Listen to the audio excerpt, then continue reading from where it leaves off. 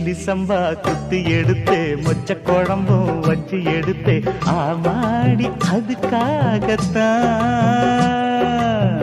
உச்சி மலை காத்துல உச்சந்தல வேர்க்குது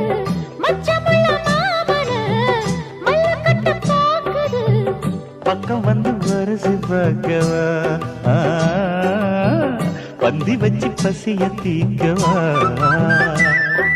கிச்சிலி சம்பா குத்தி எடுத்தே